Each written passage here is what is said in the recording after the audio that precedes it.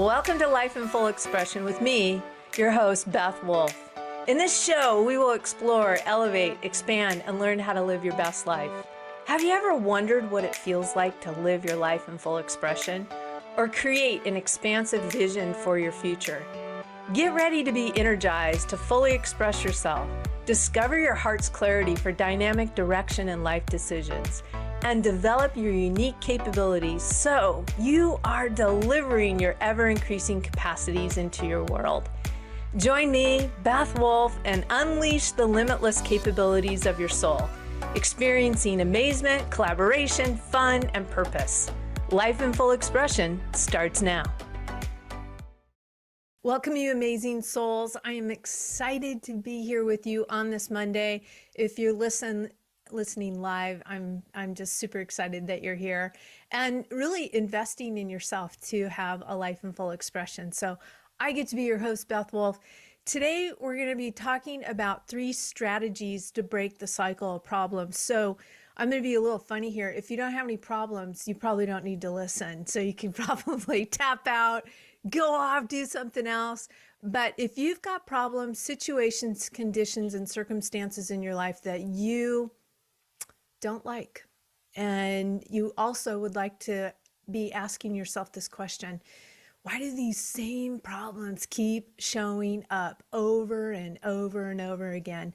I'm sick and tired of them showing up. This is the show for you. I am really going to give you 3 strategies / fundamentals today that change my life over and over again. It's like I transform, and then I come to a point where I'm like, all right, there's conditions showing up in my life. I don't enjoy them. They're not serving me anymore.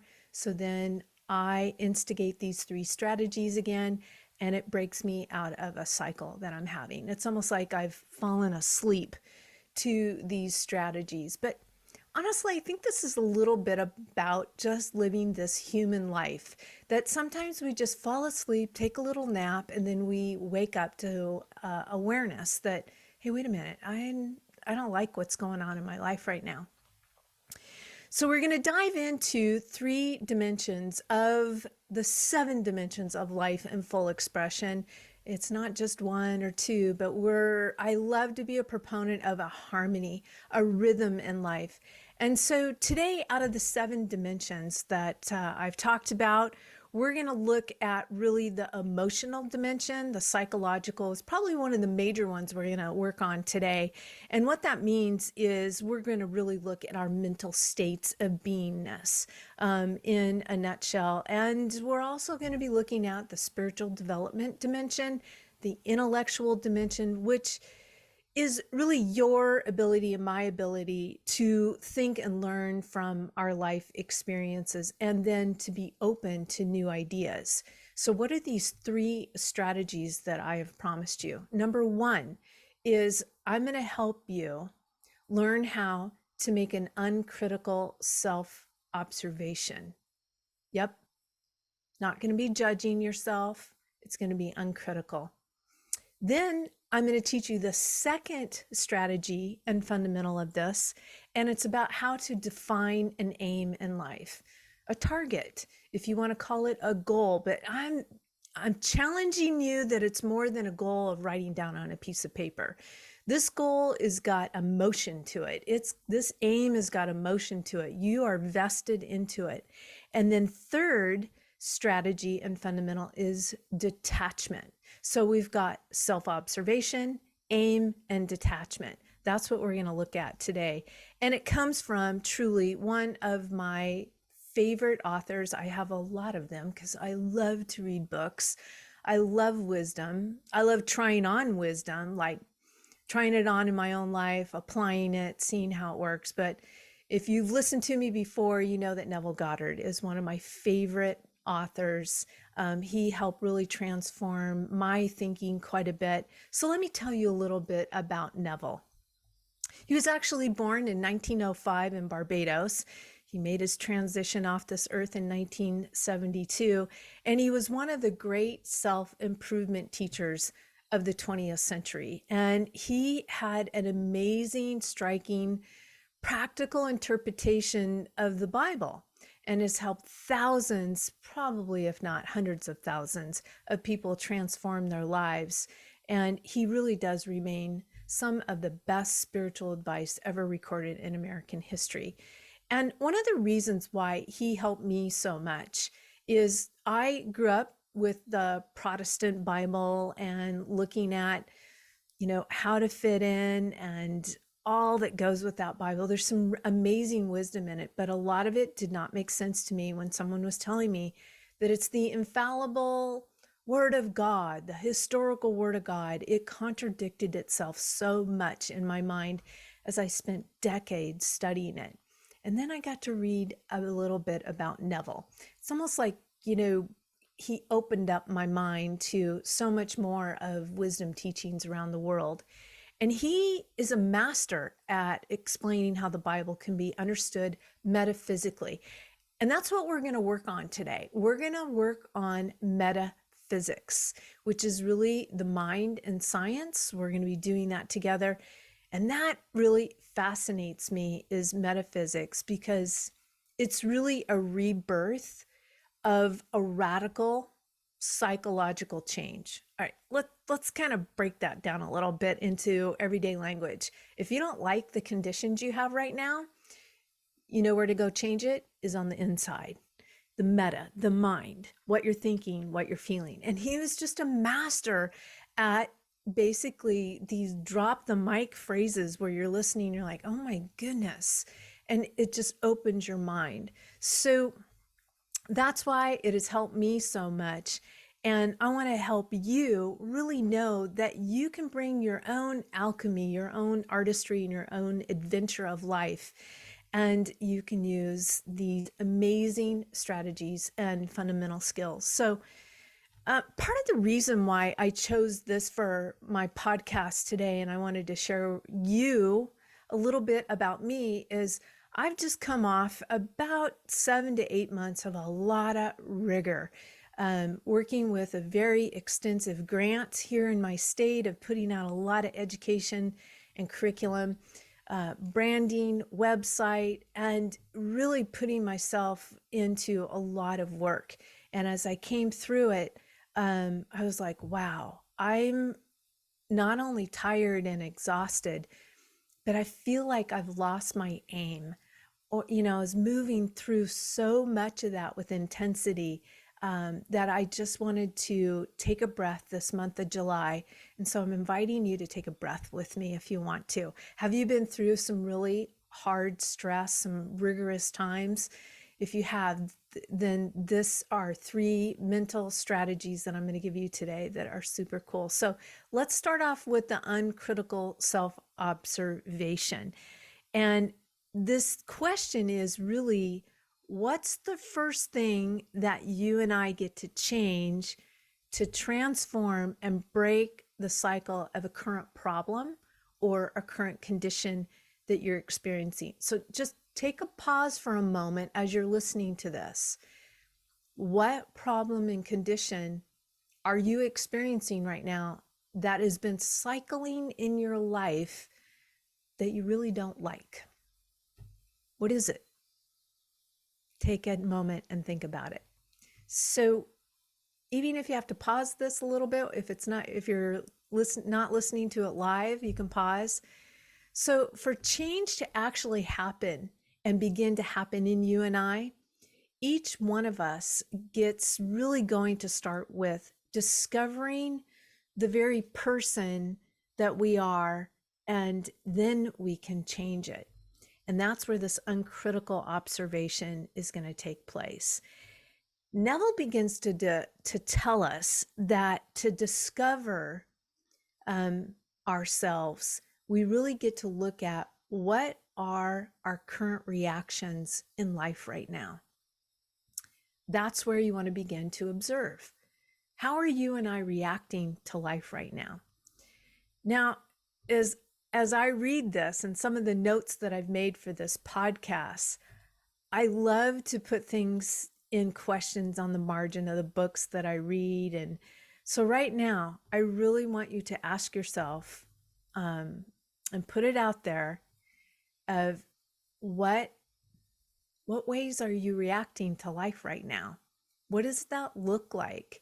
What are you thinking? What are you feeling? Because Neville's saying that unless we allow ourselves to make an uncritical observation of our reactions to life, we're not really going to discover this person that we are in this moment. And that's, when we get so involved with looking at social media and not paying attention to really how we're reacting in the now, in the day, we lose our aim and we begin to live a life of default rather than design. Neville says also that the sum total of these reactions actually defines the individual state of consciousness. Now, what does individual state of consciousness mean? It means your way of being. It means your moods, your personality, what you're saying, what you're thinking, what you're feeling, even to the point of your personality, your state of consciousness. And that then attracts the situations and circumstances of your life. So in the opener, I said, you're asking these questions, kind of pulling your hair out, going, why do these same problems keep showing up? That's why, is because there is a state of beingness in you that is actually attracting it. So the starting point of true metaphysics, mind and science, on the practical side, is for you and I to have this self-observation in order for you and I to discover that our reactions to life, really the reactions that form the inner self, our secret self, our invisible self on the inside, that's what's causing this phenomena of life, one of the parts of it.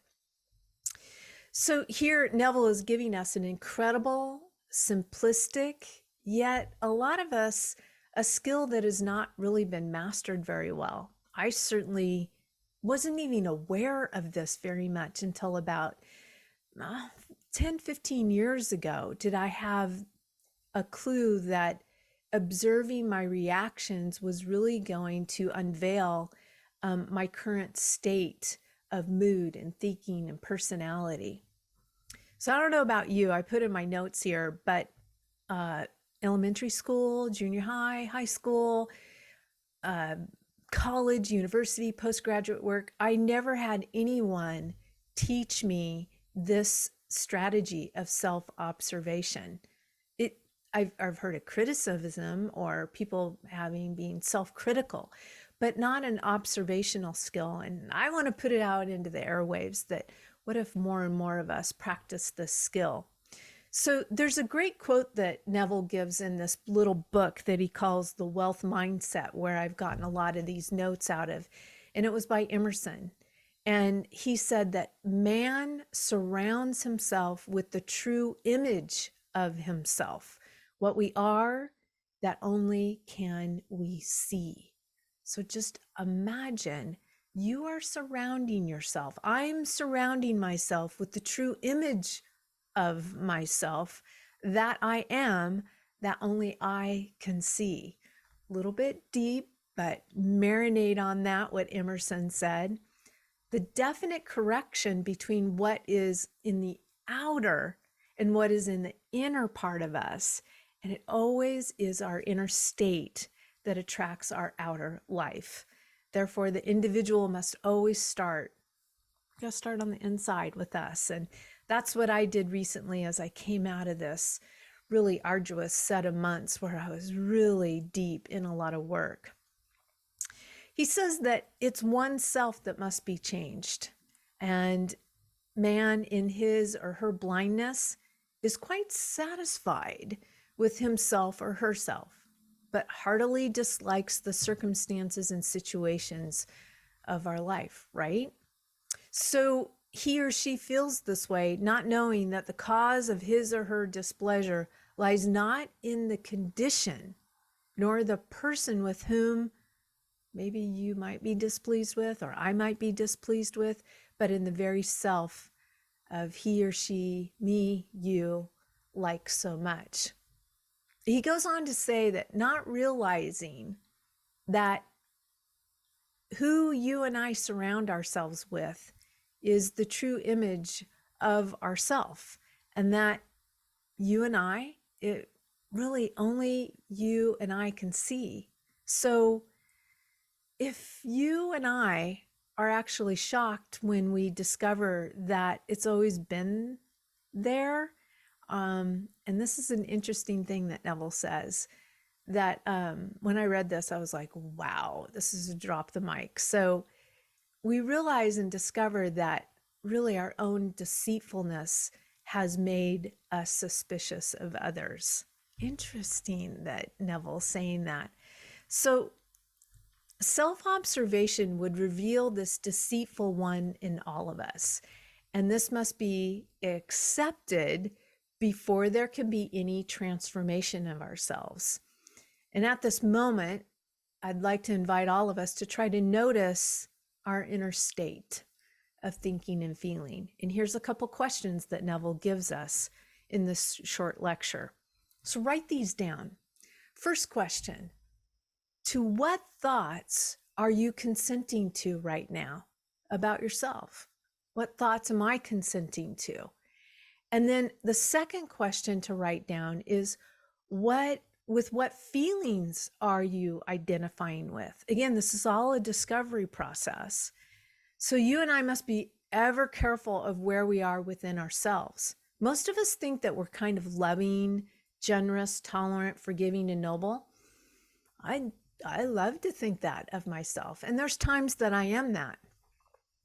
But Neville's saying that propose that we make an uncritical observation of our reactions to life will actually reveal that we're not always kind, loving, generous, tolerant, forgiving, and noble.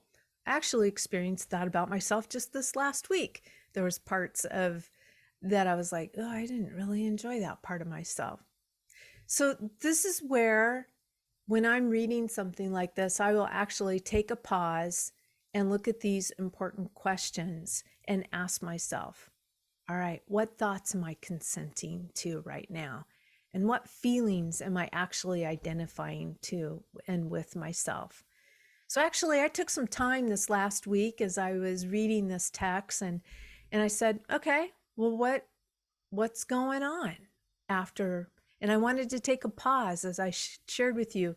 I've been going through quite a bit of rigor personally and professionally as I developed a new website and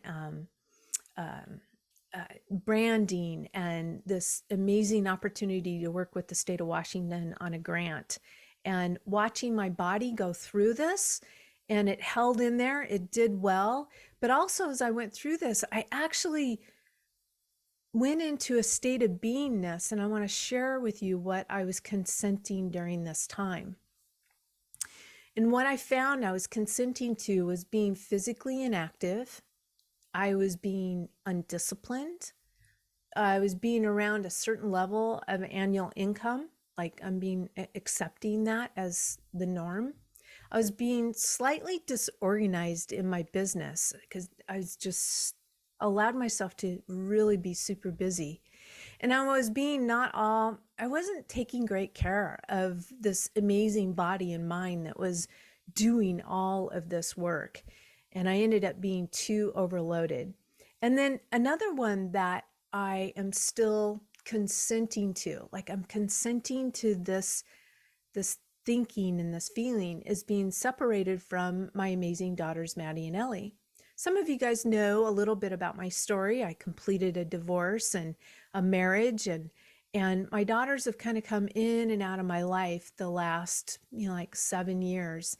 And right now they're on their evolutionary path of being separated in a relationship with me. So these are all my states of beingness that I'm accepting at this time.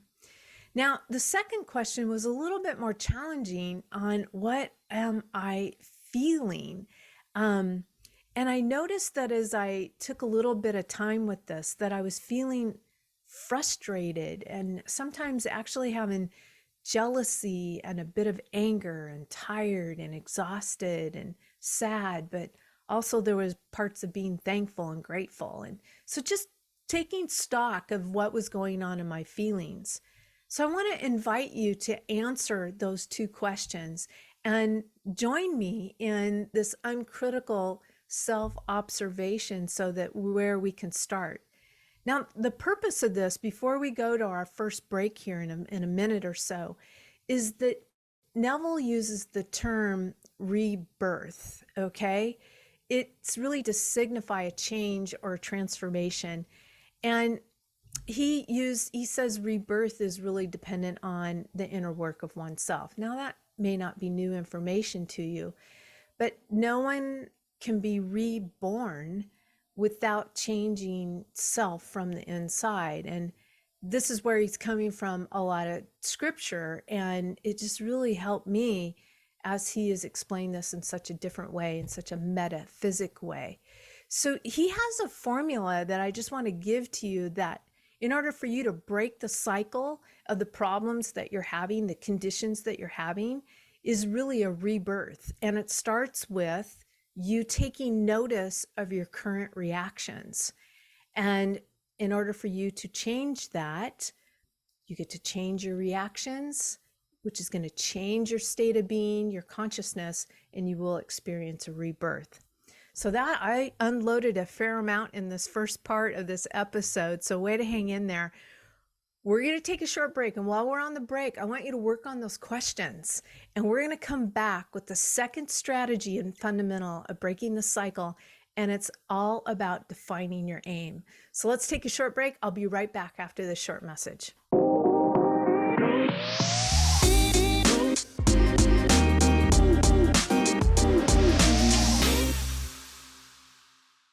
Welcome back, you guys, to the second segment of Life in Full Expression. I'm your host, Beth Wolfe. Today, we're talking about really how to break some cycles of problems. And we're giving 3 strategies, and we're in the second one, and it is all about defining your aim.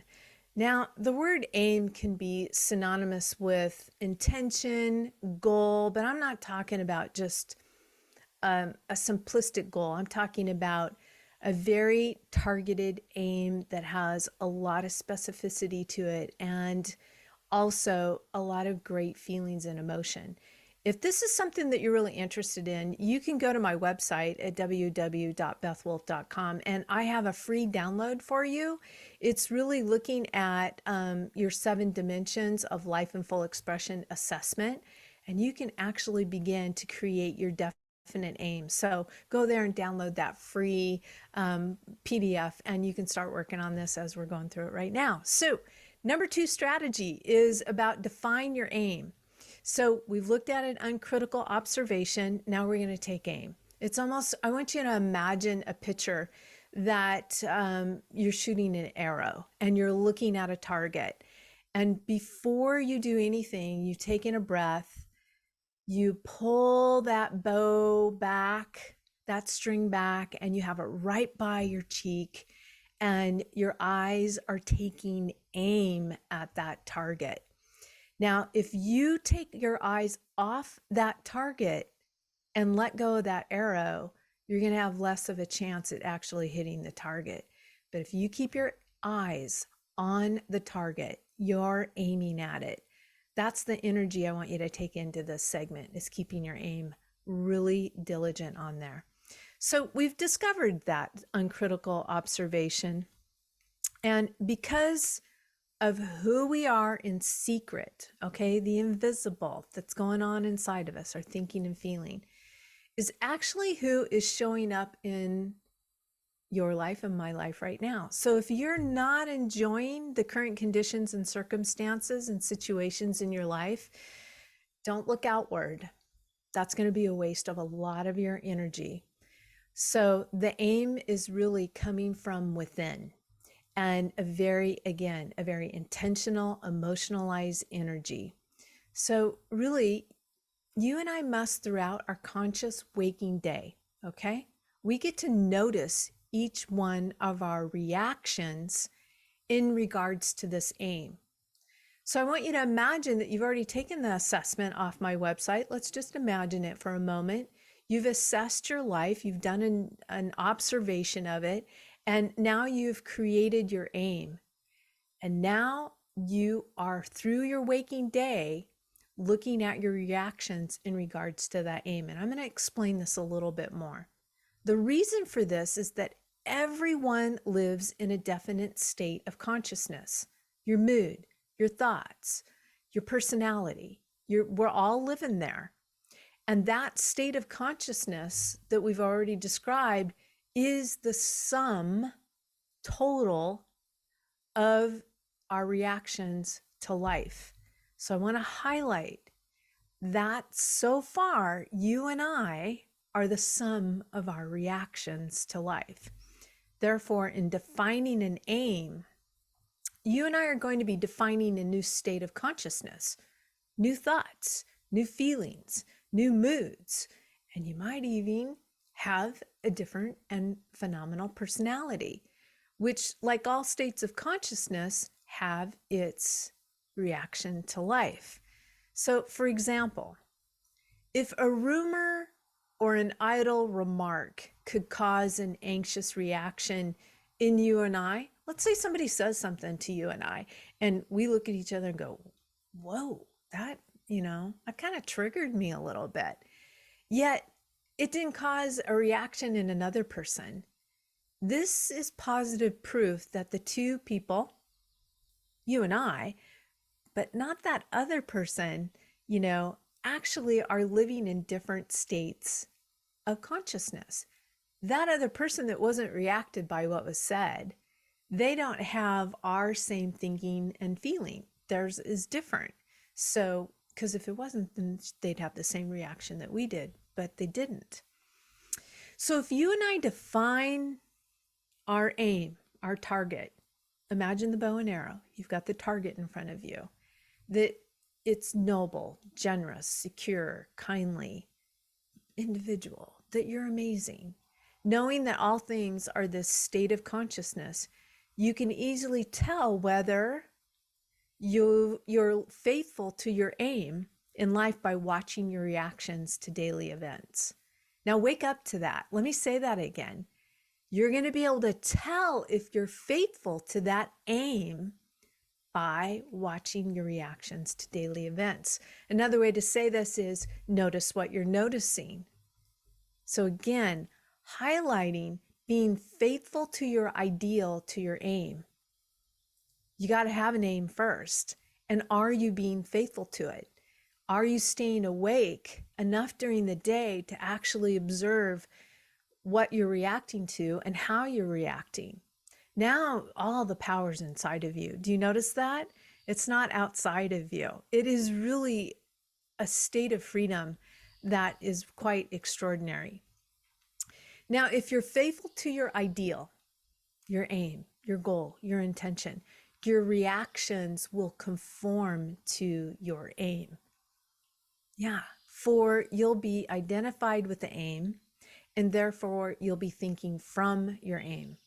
Now, let's not go too fast over thinking from your aim. I want you to put a pin in that for your head right now, all right? So I'm going to come back to that. If your reactions aren't in harmony with your ideal, your target, it's a sure sign that you're separated from your ideal and are only thinking of it. Interesting. Let's go back to that pen. If you're thinking from your ideal versus thinking of it, you're not going to have as much success in that form. It's very, very important that you think from your aim, your intention, and not just thinking of it. If you're thinking of something, I guarantee you that you're not going to notice your reactions, and you're not going to have much action either. So assume that you're the loving one you want to be, and notice your reactions throughout the day in regards to that assumption. For your reactions will tell you the state of which you're operating. All right, let's do a little boots on the ground with this. So remember in first segment, I shared with you some of my self-observations about my being less physically active.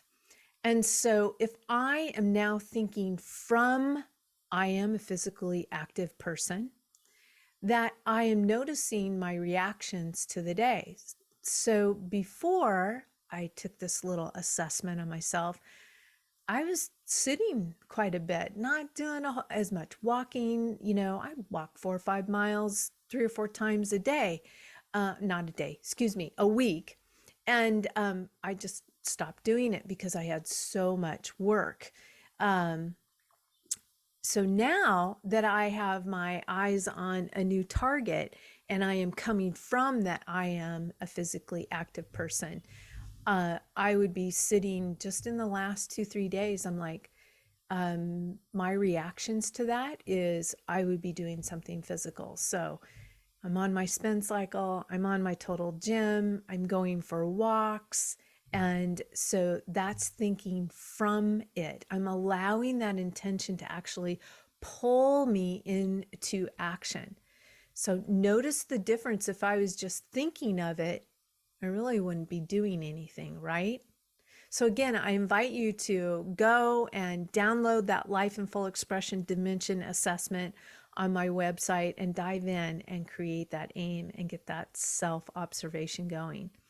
So second formula let's just look at it in simplistic form, is you're defining your aim, your target, got your eyes on it.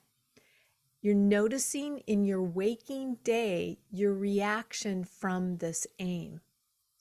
That is actually going to create a new state of beingness.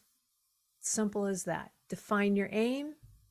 Notice your reactions. If your reactions are not lining up with that aim, imagine if I let go of that bow and arrow, I let go of the arrow, and I don't have my eyes on the target, it more than likely, it's not even going to hit the target. It will go clear off to the side. And I've actually shot a bow and arrow quite a bit in my life. And I've done that very thing where I've taken my eyes off the target and I let go of my action. Just imagine that illustration that you let go of the arrow and I'm not focused on the aim. And so I don't get the result that I would like. So after this short break, I'm going to take you into the final strategy and the fundamental of really breaking the cycle of a problem. And we're going to dive into detachment, and then I'm going to talk about attaching. So we're going to detach and then we're going to attach. And you'll find that you get to practice this process over and over and over again. And one of my number one core values is to have fun. And so what if it was fun to actually detach and attach to our new aim? So we're going to take a short break. And after this, we'll come back with learning the third strategy about detachment from your current conditions, situations, and circumstances. Be right back after this short break.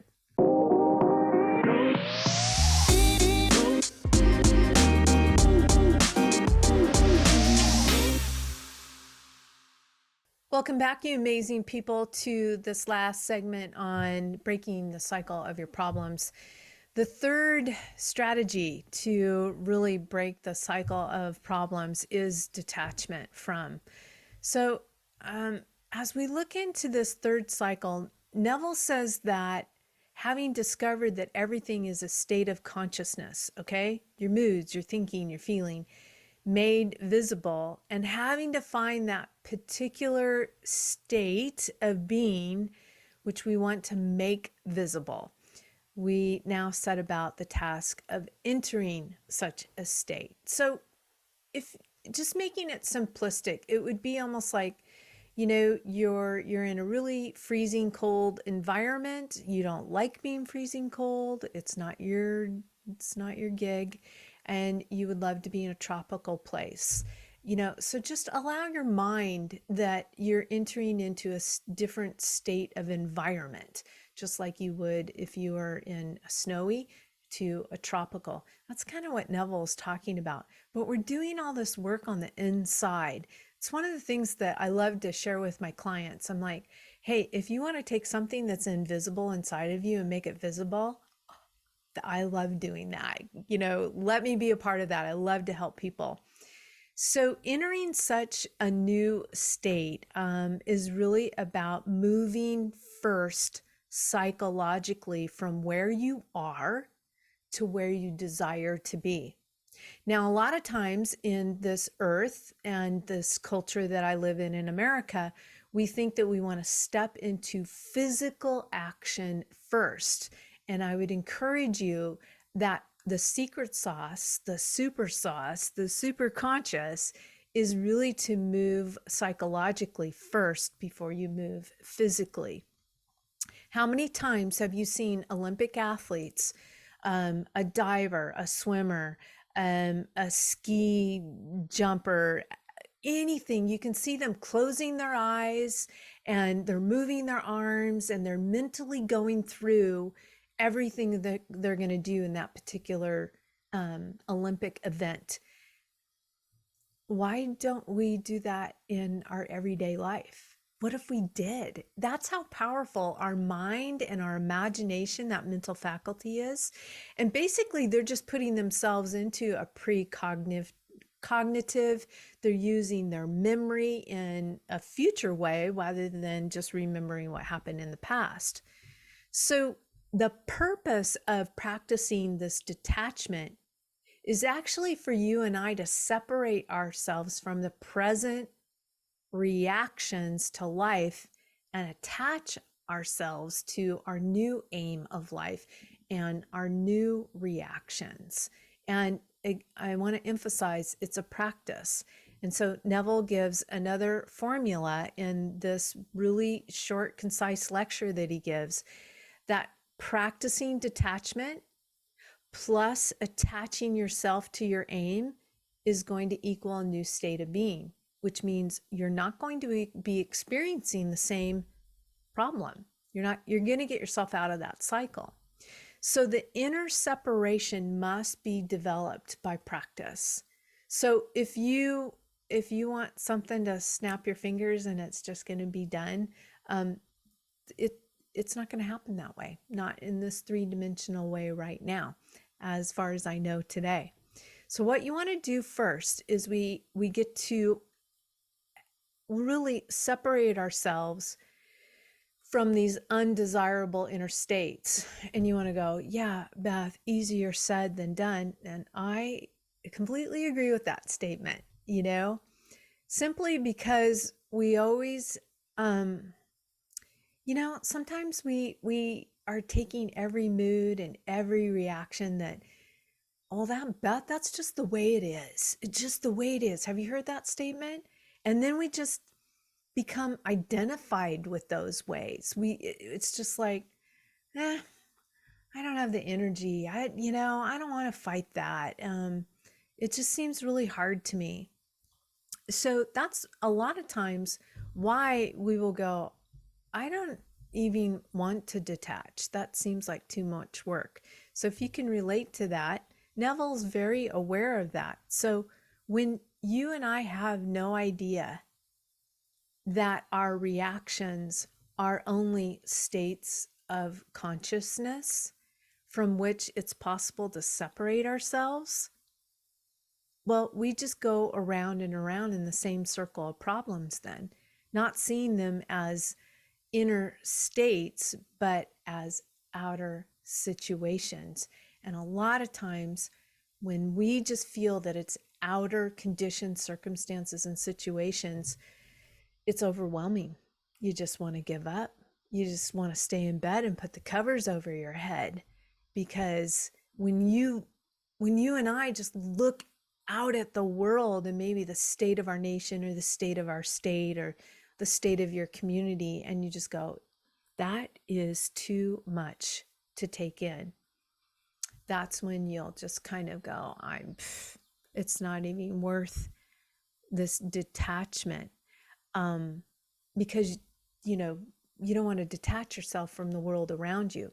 So this is why this is so powerful that Neville gives us, is that we can practice detachment on the inner separation first. We can move things psychologically in ourselves first, not on the physical outside. So really, it's so we may escape from the circle of this habitual reactions that really history has repeated itself in our life over and over again. And this is why you and I must formulate an aim and constantly notice ourselves in regard to that aim. And it's not like beating ourselves on the head to constantly notice. It's a course correction. It's like we're flying a plane and we notice that the wind is taking us off our trajectory a little bit. So you just course correct, course correct. So here's the nuts and bolts of really about what Neville's talking about. As we come in here, number one, you want to start with self-observation. Second, you want to ask, what do I want? What would I love? What is my life in full expression? What is my aim? What does it look like and feel like? You get to put time into that. That's your design. Third, then it teaches detachment from the negative states, the problems and the cycles that you don't like anymore. They may have served you at one point, but they aren't anymore because now you're noticing you don't like them. You have discontent, you have longing.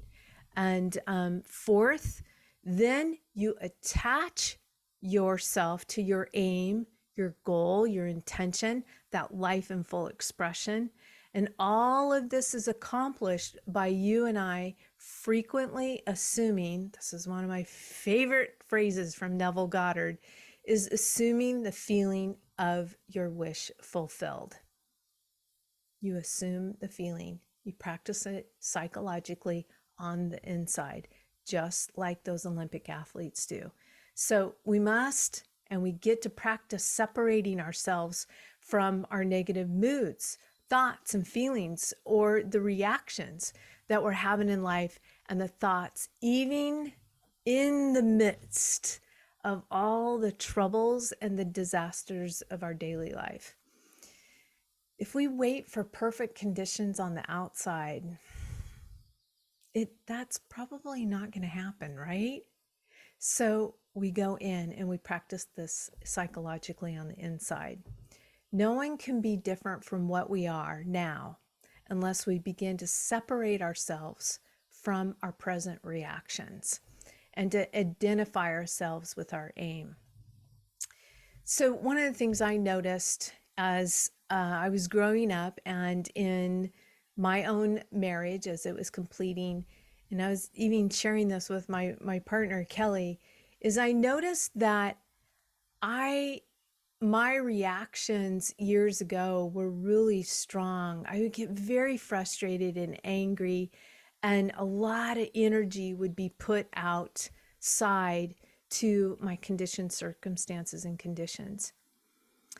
And when I began to have mentors and more observation on myself, that frustration and anger was telling me I had a longing and discontent, but it also was energy, and that I was splatting my energy all outside of myself rather than directing that energy on the inside. And when I awoke to that, oh my goodness, the peace, the serenity, the tranquility, the focus that I could bring into my life. And guess what? The cycle of the problems, the same thing going around and around and around, began to just fall off of me. I mean, if you can just imagine weights just falling off of me as I became aware of this.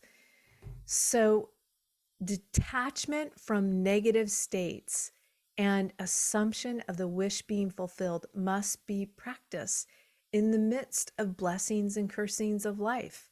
They're going to be there. So I wouldn't wait till you have perfect conditions on the outside. True metaphysics, mind and science, lies in the midst of all that is going on in life. And we must constantly, we get to practice this self-observation. It's uncritical, it's loving, it's compassionate, And then we get to think from our aim. Imagine pulling back the string on a bow and arrow. You got your eyes on your target and you feel the target. You feel the arrow going straight into the bullseye. And it's okay now and then that it doesn't quite get in the bullseye. You keep shooting for the aim because you're practicing. And then there's the detachment from negative moods and thoughts. So far, what I'm aware of is everything's energy.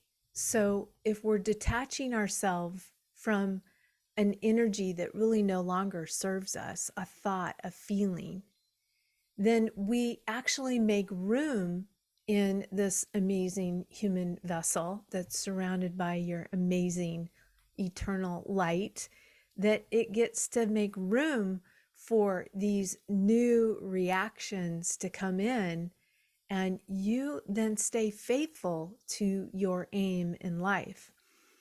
And Neville uses a bit of Old English, and he says that if we would be doers of truth instead of mere hearers. And so I invite you to be a doer of your truth. Be a doer of your aim. Be faithful to you and that target.